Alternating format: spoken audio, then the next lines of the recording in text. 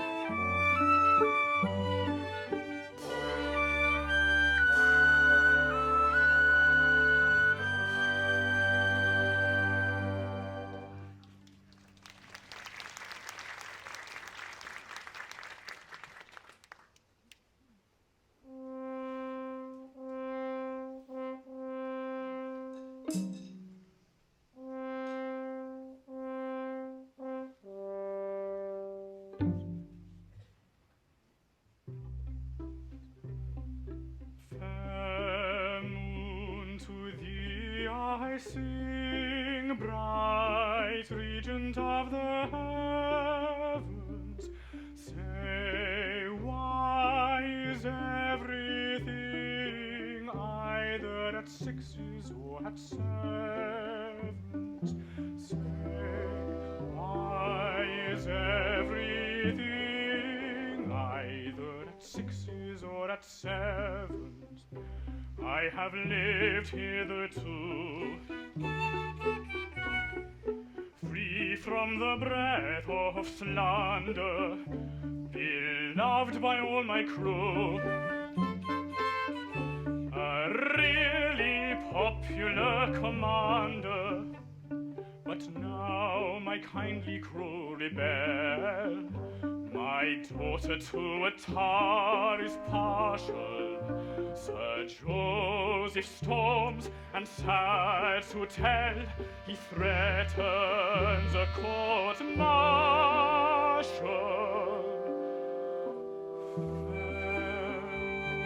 To thee I sing, bright regent of the heavens, say, why is everything either at sixes or at sevens? Fair moon, to thee I sing, bright regent of the heavens.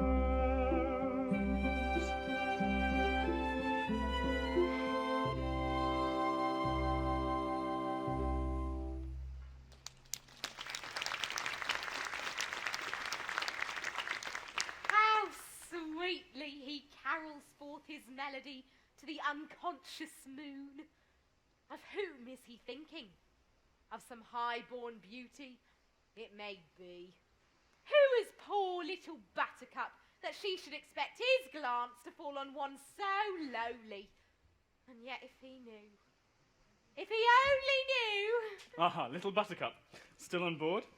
That is not quite right, little one. It would have been more respectable to have gone on shore at dusk. True, dear Captain, but the recollection of your sad, pale face seems to chain me to the ship. I would fain see you smile before I go. Ah, little Buttercup. I fear it will be long before I recover my accustomed cheerfulness, for misfortunes crowd upon me, and all my old friends seem to have turned against me. Oh, do not say all, dear Captain. That were unjust to one, at least. True, for you are staunch to me. If ever I gave my heart again, methinks it would be to such a one as this. I am touched to the heart by your innocent regard for me, and were we differently situated, I think I could have returned it. But as it is, I fear I can never be more to you than a friend. I understand. You hold aloof from me because you are rich and lofty, and I poor and lowly. But take care.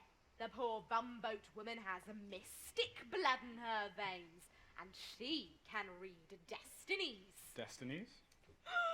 There is a change in store for you. A change? Aye. Be prepared. Things are seldom what they seem. Skim milk masquerades as cream. Highlows pass as patent leathers. Jackdaws strut in peacock's feathers. Very true, so they do. Black sheep dwell in every fold. All that glitters is not gold. Storks turn out to be but logs. Bulls are but inflated frogs. So they be frequently. Drops the wind and stops the mill.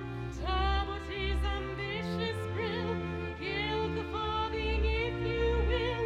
Yet it is a farthing still. Yes, I know that is so. Though to catch your drift I'm striving. It is shady, it is shady. I don't see it what you're driving. Mystic lady, mystic lady.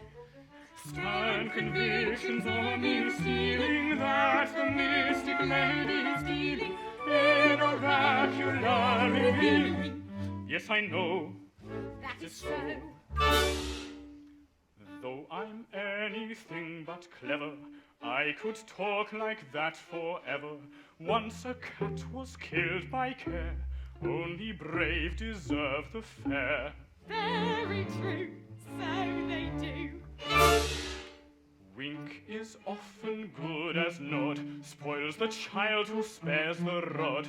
Thirsty lambs run foxy dangers, dogs are found in many mangers. Frequently, I agree. Poor cat, the chestnut snatches, worn out garments show new patches. Only count the chick that hatches, men are grown up catchy catches. Yes, I know, that is so. Though to catch my drift he's striving, I'll dissemble. When he sees that rod's on driving, let him tremble. Though a mystic tale I borrow, I shall learn the truth with sorrow. Here today and gone tomorrow. Yes, I know. That is so. Though a mystic tone you borrow, I shall learn the truth with sorrow. Here today and gone tomorrow. Yes, I know. That is so.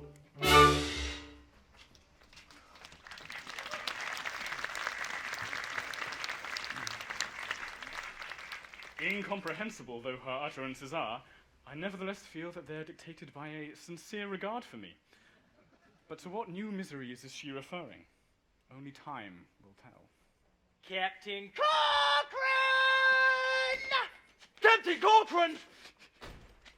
I am much disappointed in your daughter. In fact, I don't think she'll do. She won't do, Sir Joseph? I'm afraid not. Although I have urged my suit with as much eloquence as is consistent with an official utterance, I have done so hitherto without success. How do you account for this? No, I can hardly think, Sir Joseph. Josephine is, of course, sensible of your condescension. She naturally would be. But perhaps your exalted rank dazzles her. You think it does? I can hardly say. But she is a modest girl, and her social position is far below your own. It may be that she feels she is not worthy of you. That is a very sensible suggestion, and displays more knowledge of human nature than I had given you credit for. Ah, but see, she comes. If your lordship would kindly reason with her and assure her officially that it is a standing rule in the Admiralty that love levels all ranks, her respect for an official utterance might induce her to look upon your offer in its proper light. It is not unlikely. I will adopt your suggestion. Stop! She's here. Let us withdraw and watch our opportunity.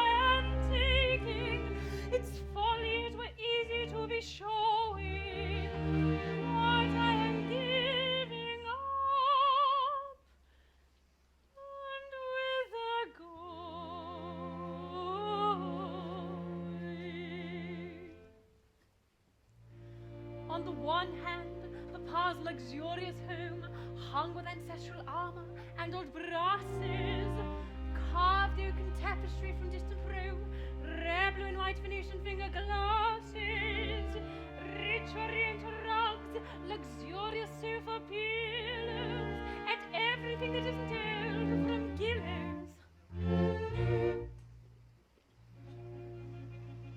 And on the other, a dark and dingy room in some back street with stuffy children crying, where organs yelled, clacking housewives fume, and clothes hanging out all day drying, with one cracked looking glass to see your face in, and a dinner served up in a pudding basin.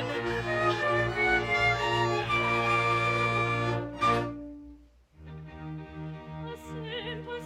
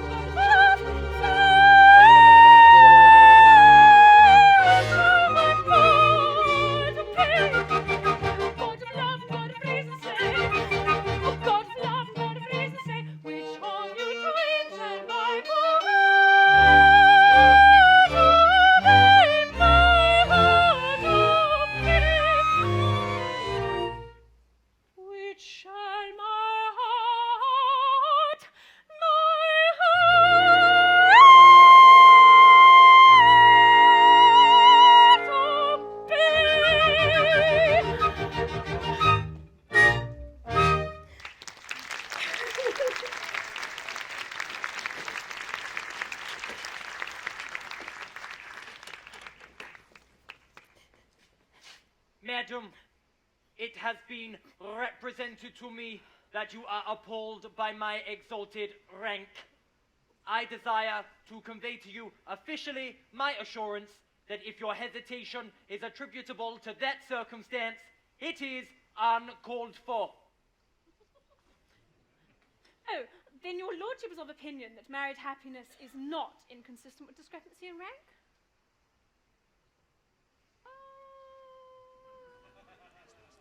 Yeah, I am officially of that opinion. That the high and the lowly may be truly happy with one another, provided that they truly love one another.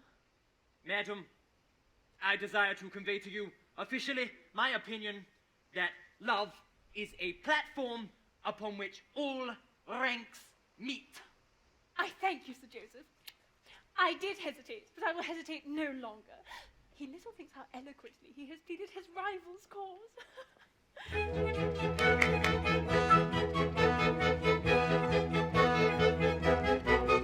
Never mind the why and wherefore, love can level ranks, and therefore, though his lordship's station's mighty, though stupendous be his brain, though her tastes are mean and flighty, and her fortune poor and plain. Ring the merry bells on board ship, rend the air with warbling wild, for the union of his lordship with a humble captain's child, for a humble captain's daughter, For a gallant captain's daughter, And a lord who rules the water. and a tar who plows the water. Let the air with joy be laden, rend with songs the air above, for the union of the maiden with a man who owns her love.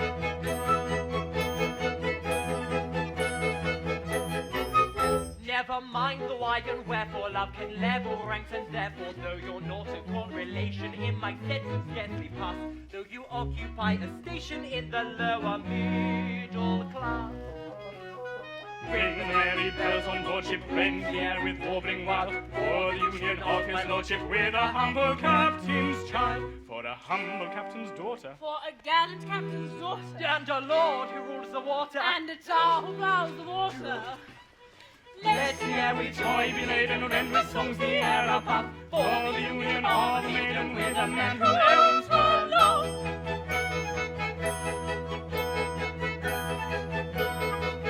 Never mind the why and wherefore, love can never ranks, and therefore I admit the jurisdiction. Ably have you played your part. You have carried firm conviction to my hesitating heart.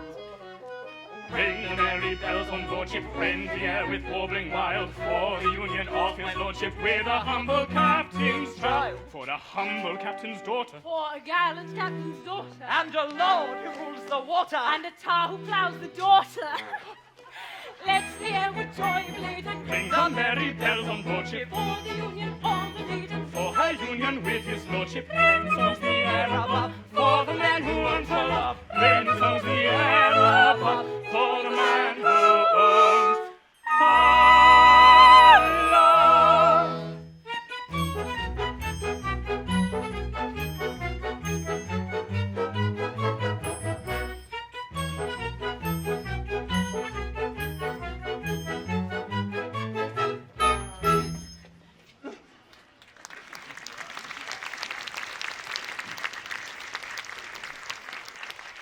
Sir Joseph, I can scarcely express my delight at the happy result of your eloquence.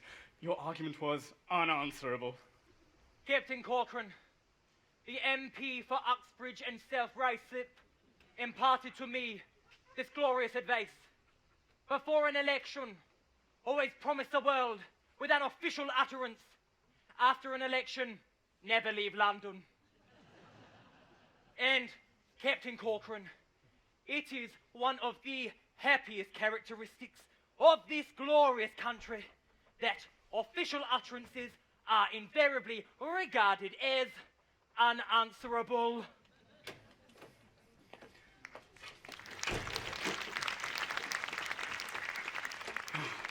At last, my fond hopes are to be crowned, my only daughter a bride to a cabinet minister. The prospect is Elysian. Captain! Did I? You here? Don't. Don't shrink to me, Captain. I'm unpleasant to look at, and my name's agin me. But I ain't as bad as I seem. And what would you with me? I've come to give you warning. Oh, yes? Do you intend to leave the Navy, then? No. You misunderstand me. Listen. Kind captain, I've important information. Sing hey, the kind commander that you are. About a certain intimate relation. Sing hey, the merry maiden and the tar. The merry, merry maiden, the merry, merry maiden, sing hey, the merry maiden and the tar. Good fellow, in conundrums you are speaking. Sing hey, the mystic sailor that you are. The answer to them vainly I am seeking. Sing hey, the merry maiden and the tar. The merry, merry maiden, the merry, merry maiden, sing hey, the merry maiden and the tar. Kind captain, your young lady is a sighing. Sing hey, the simple captain that you are. This very night is right for to be flying. Sing hey, the merry maiden and the tar. The merry, merry maiden, the merry, merry maiden, the much too merry maiden and the tar. Good fellow, you have given timely warning. Sing hey, the thoughtful sailor that you are. I'll talk with Master Extra in the morning. Sing hey, the cat of nine tails and the tar. The merry cat of nine tails, the merry cat of nine tails, the merry cat of nine tails and the tar.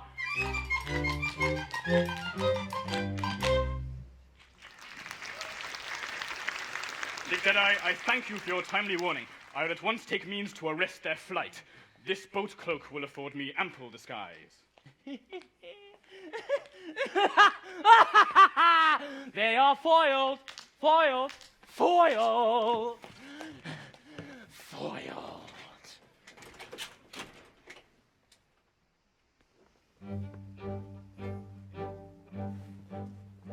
Carefully on tiptoe stealing, breathing gently as we play. Every step with caution feeling, we will softly steal away. Goodness me, why what was that? Silent B, it was the cat. It was the cat. They're right. It was the cat. Pull ashore in fashion steady, Hyman will defray the fare. For a clergyman is ready to unite the happy pair. Goodness me, why what was that? Silent B, again the cat. It was again that cat. They're right. It was the cat. Every step with caution feeling, you will softly steal away. Every step with caution feeling, we will softly steal away.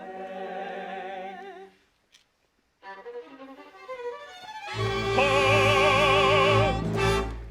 Pretty daughter of mine, I insist upon knowing where you may be going with the sons of the brine. For my excellent crew, though foes they could company, are scarcely fit company, my daughter, for you. Thou hearken that do, the foes we could company, we're scarcely fit company for a lady like you. Proud officer, that haughty lip uncurl, vain man, suppress that supercilious sneer, for I have dared to love your matchless girl, a fact well known to all my messmates here. Oh, horror! Take this. I, humble, poor, and lowly born, the meanest in the fourth division, the part of apologetic scorn, the mark of corporate division, have dared to raise my worthy height above the dust to which you'd mold in man was grown his pride to rise. I am an Englishman. Behold him, he is an Englishman. He is an Englishman, for he himself has said it, and it's greatly to his credit that he is an Englishman. That he is an Englishman. For he might have been a Russian, a French or Turk or Prussian, or perhaps Italian.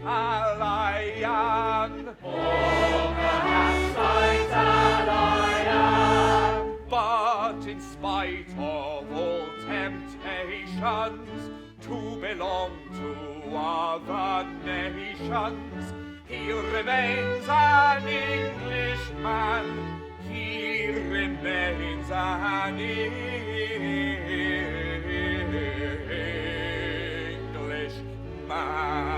For in spite of all temptations to belong to other nations, he remains an Englishman.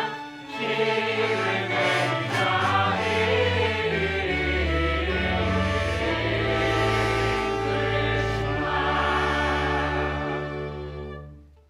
In uttering a reprobation to any British tar, I try to speak with moderation, but you have gone too far.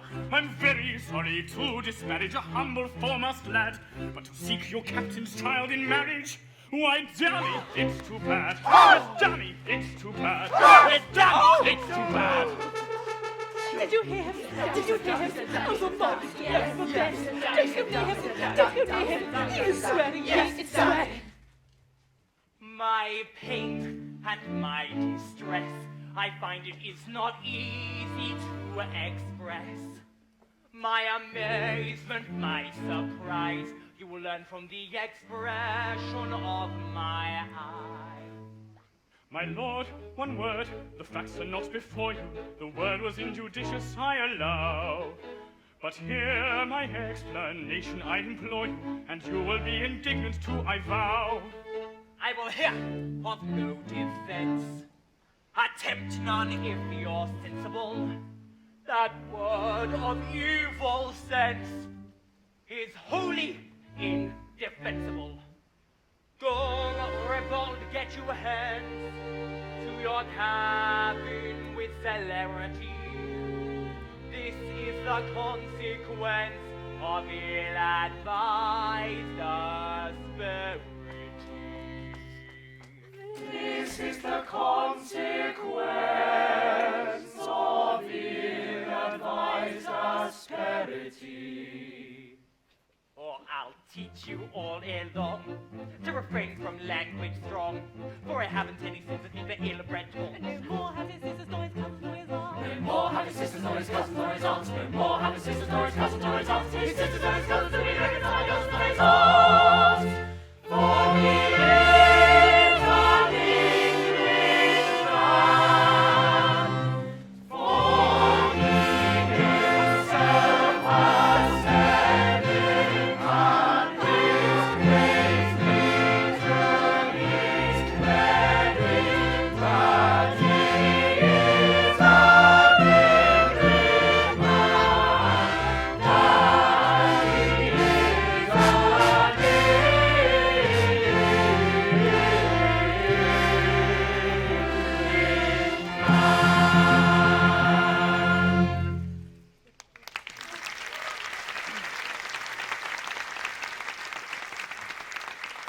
Now tell me, my fine fellow,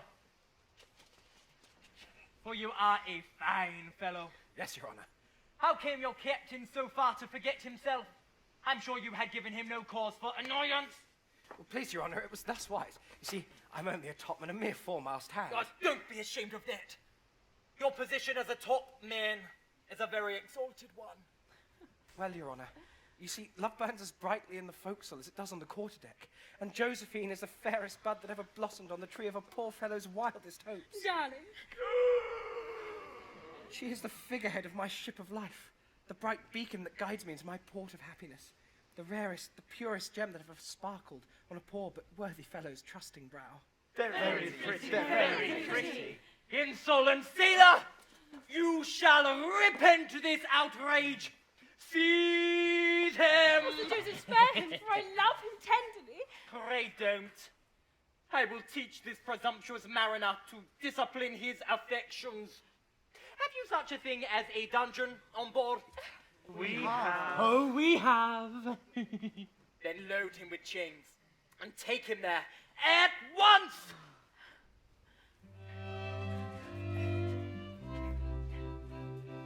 Farewell, my own, light of my life, farewell. For could I'm unknown, I go to a dungeon cell. I will return in the meantime, farewell. Rejoice in the dungeon cell. A bone, I'll pick with this sailor fell. Let him be shown at once to his dungeon cell. He'll hear no tone of the maiden he loves so well.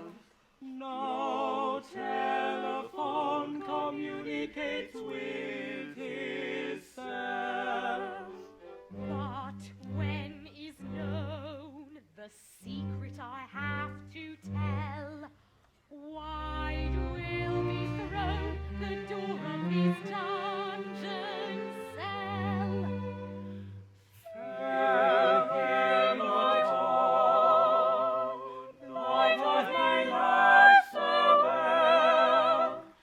For I'm unknown, he goes to a dungeon,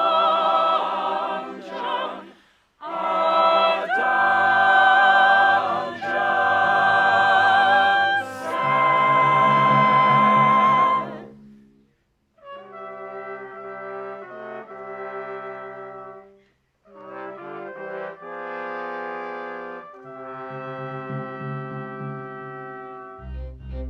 My pain and my distress, again it is not easy to express. My amazement, my surprise, again you will discover from my eyes. How terrible the aspect of his eyes. Hold! Ere upon your loss you lay much stress. A long concealed crime I would confess.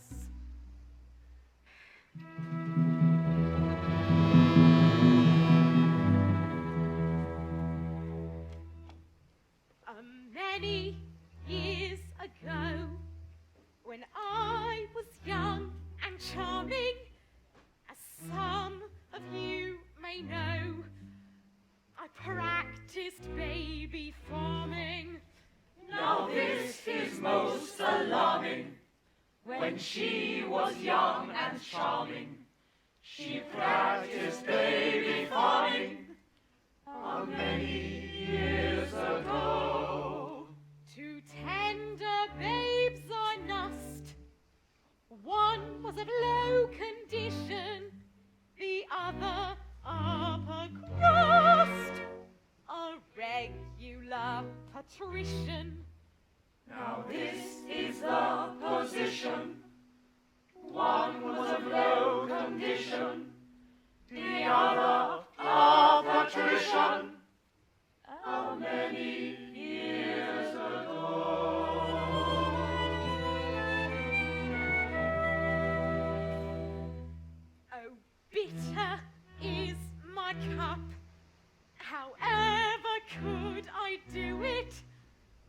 mixed those children up, and not a creature knew it. However could you do it? Someday, no doubt, you'll rue it. Although no creature knew it, so many years ago. In time, each little waif forsook his foster mother. The well-born babe was brave. Your captain was the other. They left their foster mother. The one was Rafe, our brother. The captain was the other. How many years ago?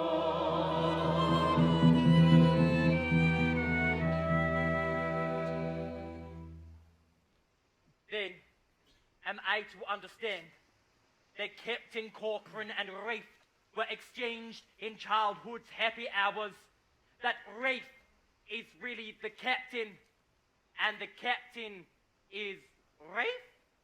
That is the idea I intended to convey officially. And how very well you have conveyed it, Miss Buttercup. Aye, aye, Your Honour. Goodness me. Let them appear before me at once.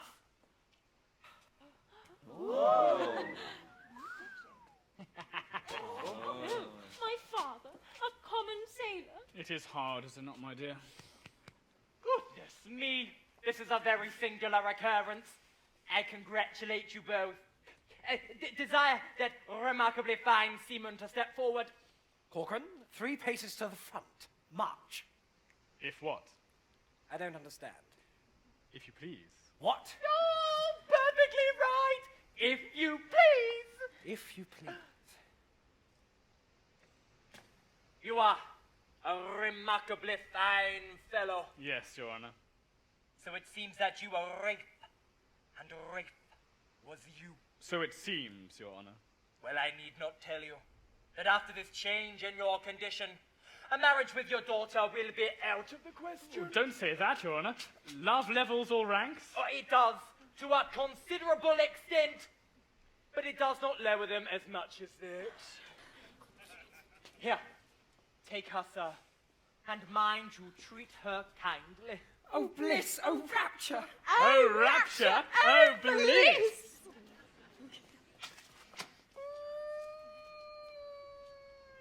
Sad my lot and sorry. What shall I do? I cannot live alone. Fear not. While I live, I'll not desert you. I'll soothe and comfort your declining day.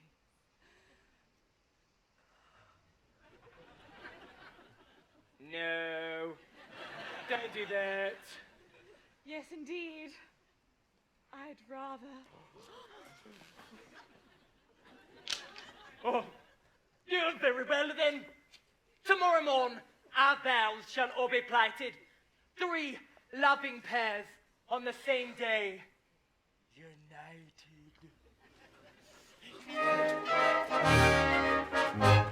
Oh, joy, oh, rapture, and forsooth the cloudy sky is now setting. The God of day, the orb of love, has gone his ensign high above. The sky is all ablaze with wine, words, and love and song. We'll chase the early hours, and if I find the maiden coy, will murmur forth the chorus joy.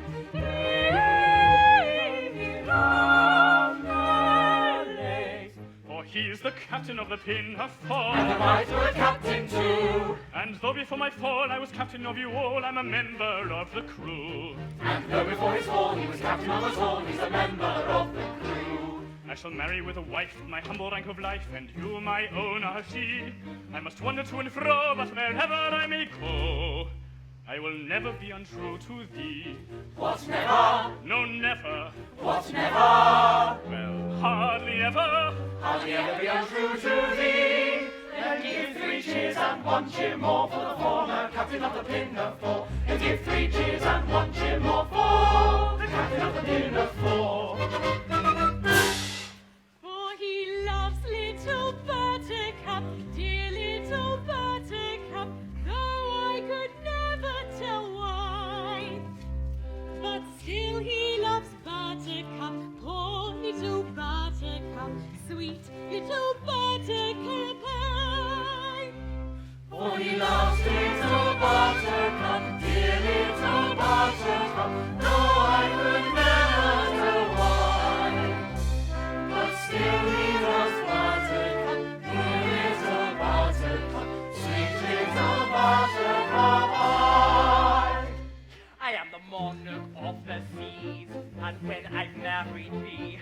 true to the devotion that my love implants. Goodbye to your sisters and your cousins and your aunts, especially your cousins whom you reckon on my cousins. Goodbye to your sisters and your cousins and your aunts, especially your cousins whom you reckon on my cousins and your aunts. For he is an Englishman, for he himself has said it, and is greatly to his credit that he is an Englishman, that he is an Englishman.